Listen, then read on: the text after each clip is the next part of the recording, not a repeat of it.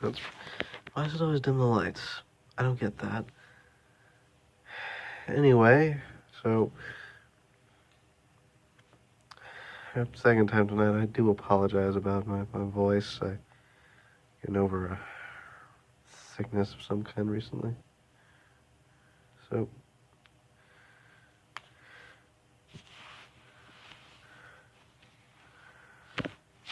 Anyway, yeah, you saw the title. These are two ideas I had for a RWBY/Star Wars crossover. And I know that there's probably a number of people, if there are any people who watch this channel, who are going to be all, ew, but isn't that already being done? Aren't there already people crossing over RWBY with Star Wars, yada yada? Yeah, but I decided to take a crack at it because, well, it sounded like fun. So the two ideas I had for a RWBY Star Wars crossover. Yeah, I'm not going to go into much detail explaining them both, as I have no idea how to fully explain RWBY and what it's about. Others could tell you far better than I can, and also,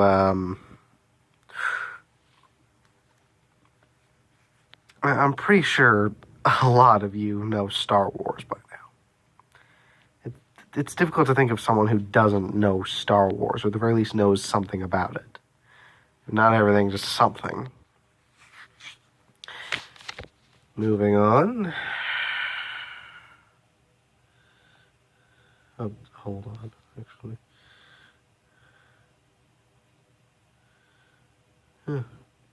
Alrighty. Okay. So...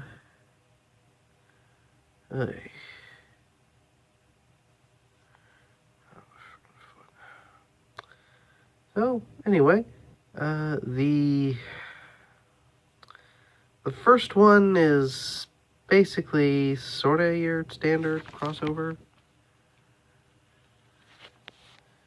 So here's the basic summary of the first one, that I'm already working on this one. The Dark Lord in Remnant. Remnant is the name of the world where RWBY takes place. The Dark Lord, like the Dark Lord of the Sith. That's what Darth Vader is.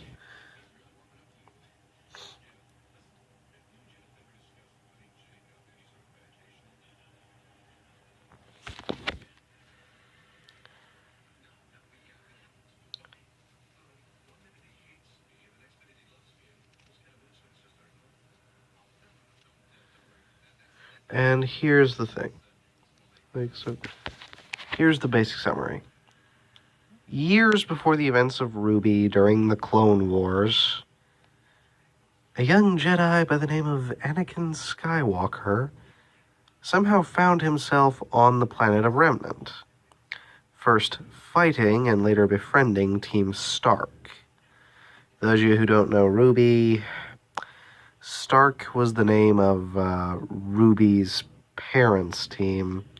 Not all the parents of Team RWBY, but the parents of RWBY, the leader of Team RWBY. Some people that's confusing. For the rest of us, it makes sense. RWBY leads Team RWBY.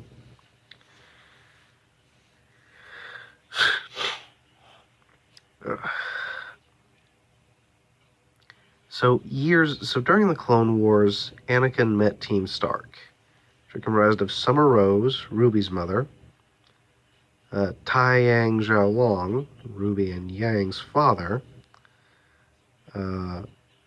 Raven Bronwyn, a RWBY character, who is Yang's mother, and Crow, Raven's brother. So yeah, that's Team Stark. They were the best team at Beacon Academy at the time. So there's that. Anakin met them during the Clone Wars when he accidentally found himself on Remnant. And at first, he fought them. Later, over his time on the planet, he began to befriend them. Slowly, but it's...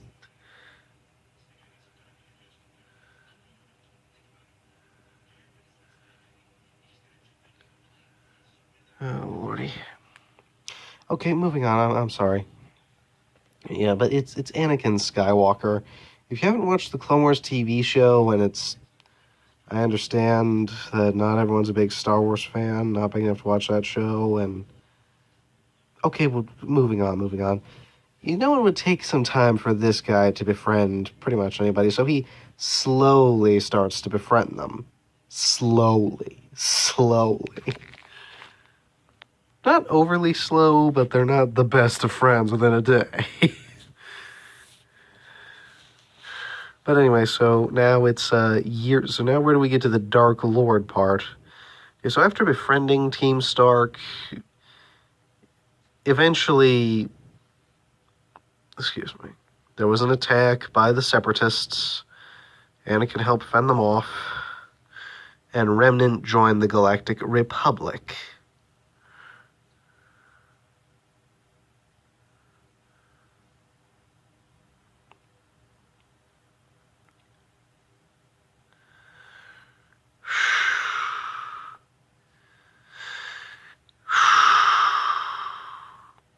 Okay. Onward. So, so Remnant joined the Republic, and now we get to the Dark Lord part. Years later, Darth Vader, yes, Darth Vader, Anakin is Vader, most of you know how that happened, follows a rebel spy, Yang, back to Remnant because she stole something. Something of a personal value to Vader, but I won't give away what just yet. I'll just have you know it's something of great personal value to him. And now he finds a silver-eyed... And now on the Remnant, he finds a girl with silver eyes who is stronger in the Force than the one he fought years ago. So the basic summary of the story, I always had in mind that somehow the silver eyes have an incredibly strong connection to the Force, but I could never figure out what it was. They're just very, very strongly connected to the Force. So basically, Vader is trying to make RWBY his apprentice, overthrow the Emperor. Typical Sith stuff.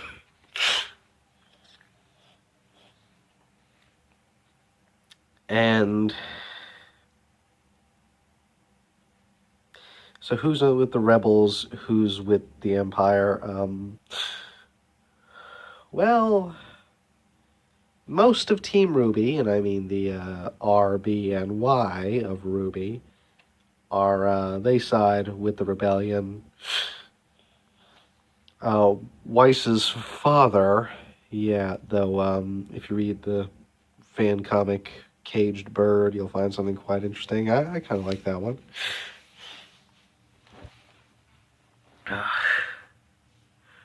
Onward. So it's like Weiss's father is the Imperial Governor of Remnant. After the Clone Wars, because dust is somehow a very vital resource to the Empire, and it can only be found on Remnant, Palpatine named Jacques Schnee, Weiss's father, as Governor of Remnant. Jackass giving another jackass more power.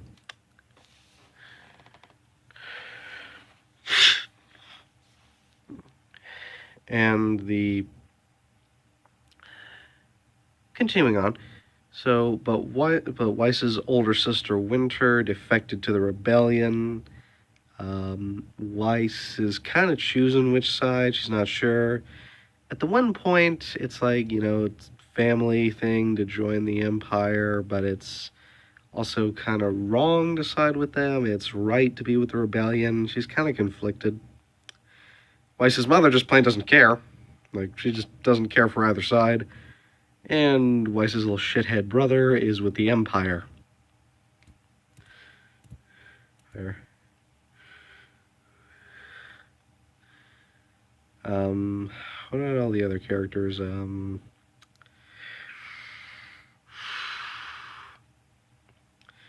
Team Juniper are kind of broken, are kind of like broken up. Like, Ren and Nora are like merchants. They're just neutral little merchants.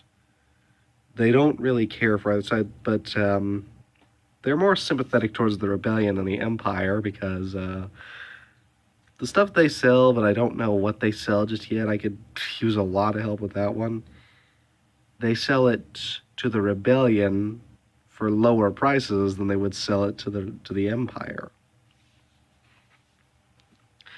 Kind of showing how, like, if you're with the rebellion, they will charge you less for it. If you're with the Empire, pay up, Jack.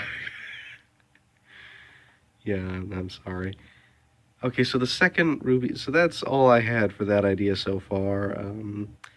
The second RWBY Star Wars crossover idea that I had was the idea of where it's more RWBY than anything else, but it has Star Wars elements.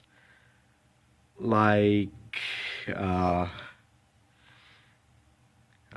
Jedi and the Sith, and most particularly the Force. So you can't have Star Wars without the Force. I think we all know that. You can't have Star Wars without the Force. The Force. Most Star Wars fans, I think, would agree that it's not Star Wars if you don't include the Force. But here's the rest of it. So the Force, the Jedi, the Sith, they're all still there. But here's this really weird thing. It's real weird. Beacon serves both to train Jedi and non-Jedi warriors. Ozpin himself is a Jedi, but the rest of the Beacon's staff are not. Most Jedi who attend Beacon are forbidden from being team leaders, with the exception of one, and that one is RWBY. And probably Jean, because moving on. Okay, so Jean is a young Jedi Padawan who discovers that his secret love, Pira, because remember, Jedi not allowed to fall in love before Luke took hold. It's weird, it's kind of stupid. Moving on. So Pira is killed, but Jean doesn't know that Cinder is the one who killed Pira. All evidence of who killed her points towards Ozpin, their Jedi headmaster. So he soon hates the Jedi, and Salem, the embodiment of the dark side, who is looking for an apprentice, she doesn't have one of her own by this point, finds Jean in his massive state of rage and hatred towards all things Jedi, and makes him her apprentice.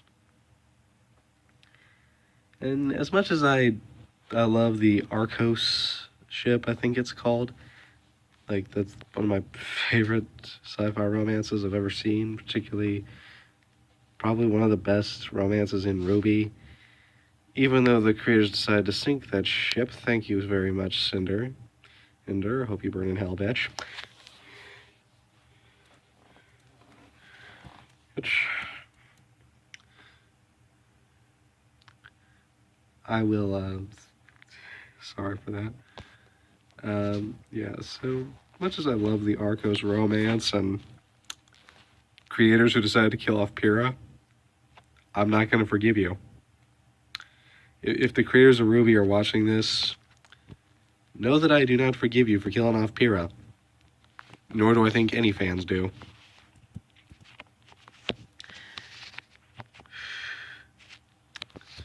But back to it. So, anyway, so Jean doesn't know that Cinder killed Pyrrha. So he turns to the Sith. And Salem, seeing how angry this kid is at the Jedi, she decides, I'm going to make him my apprentice. And that's what happens. Basically, Jean goes Sith. And everyone, including Team RWBY and the other surviving members of Team Juniper, Ren and Nora, are trying to get him to come back, but it ain't gonna happen. He's not letting them convince him to go back. So what part does everyone else play in this story? You have Cinder, who is a Sith in her own right. Yeah, I hate Cinder. I don't use her for a lot of my stories, but when I do, I find it appropriate to kill her off as slowly as I possibly can.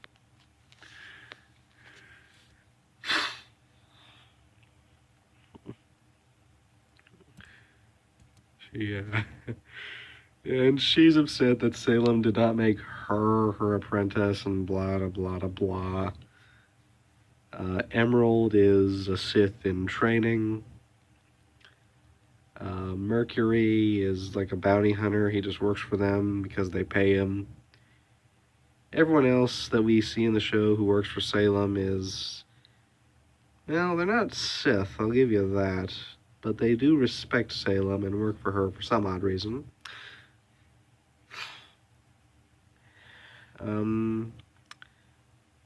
Ren and Nora are non-Jedi warriors, as are Yang, Weiss, and Blake. And RWBY, I had an idea, was, I'm not sure really works. RWBY is the only... RWBY's mother was one of the few Jedi to have children, because, you know, old Jedi rules, not allowed to fall in love, get married, have children, and all that crap. And therefore, Summer Rose, RWBY's mother, was one of the few, possibly the only Jedi to have children of her own, and possibly the only ever to have only Jedi to have a bastard child. Yet RWBY was not conceived legitimately here. But it's also part of the prophecy. Yeah, the prophecy here is adapted that she is supposedly the chosen one who will bring balance to the Force. It says nothing about destroying the Sith here. It says nothing about destroying the Sith. But it does speak of bringing balance to the Force.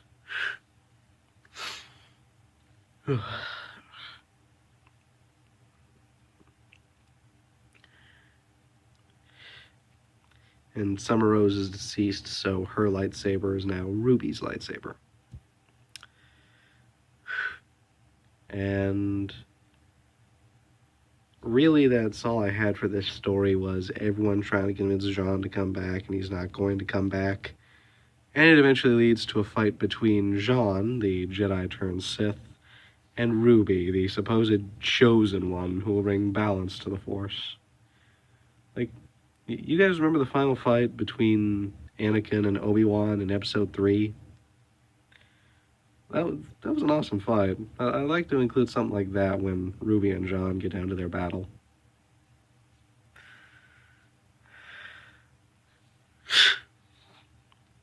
But, that's really all I had for this, and I'm terribly sorry. I should have done something more, but couldn't think of anything right now, so, for now, farewell.